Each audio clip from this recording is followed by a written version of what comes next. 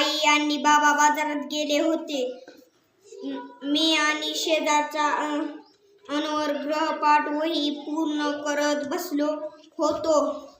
अंगणातल्या झाडाच्या सावलीत बसून खेळायला, अभ्यास करायला आम्हा दोघाला खूप आवडायचे. आम्ही दोघे लिहिण्यात दंग होतो. इतक्यात जोराने ओरडण्याचा आवाज आला. आम्ही दचकलो व आवाजाच्या दिशेने धावलो. बघतोय तर काय, मांजरीचे छोटे गोजिरवाणे पिलू. त्याच्या पायाला जखम झाली होती.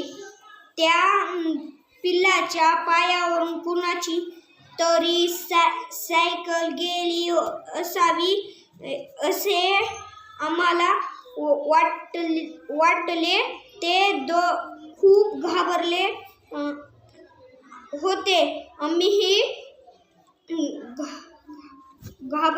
घाबरून थोडेसे लांबच जाऊन उभे राहिलो. ते खूप ओरडत लागले. पुन्हा त्याच्या पायाजवळ जाऊन उभे राहिलो.